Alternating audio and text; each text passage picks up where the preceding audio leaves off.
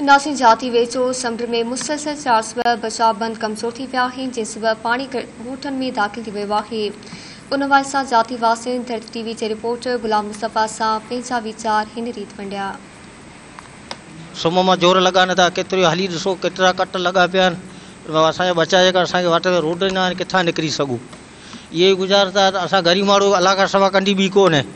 ग़रीब जो मच्छी मारना आहियूं, कुकूं मारना आहियूं, हुन में इहे गुज़ारो कंदा आहियूं। ॿियो असांखे को रोड आहे, केर बि अचे नुमाइंदो ॾिसे अची त बिल्कुलु असांजा रोड रस्ता आहिनि जेको अखियुनि ॾिसे अचे त बिल्कुलु ख़राबु आहिनि या न, हालतूं तमामु ख़राबु आहिनि।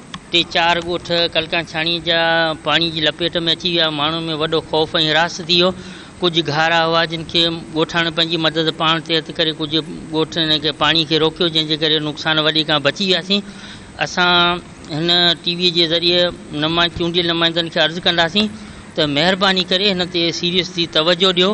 ईअं न थिए जेको इहो साहिली पटी त तबाह थिए, उन सां गॾु असांजो जाती शहर बि तबाह थी वञे। अॼु बि माना समुंड जी सूरत हाल ख़राबु आहे। पाणी चढ़े थो त वरी बि असांजा बचा पाणीअ में हूंदा।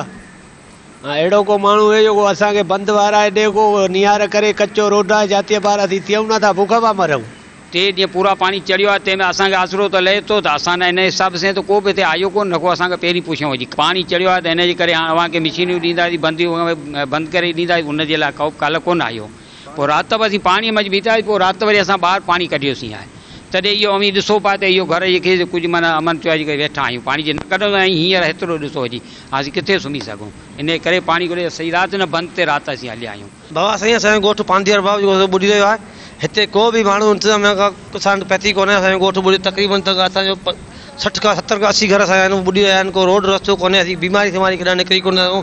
बंधूं वग़ैरह सभु टुटी वियूं आहिनि। मोहम्मद मना जो ॻोठु ॿुॾी वियो आहे, हाजी उर्स जो ॻोठु ॿुॾी वियो आहे, हाजी डूंगर जो ॻोठु जेको पाणी हेठां आहे, पांधियर बाबा त माने ई पाणी हेठां अची रहियो आहे। रोड रस्तो आहे कोन, बीमारी थी निकिरी कोन था सघूं, रोड रस्तो आहे कोन।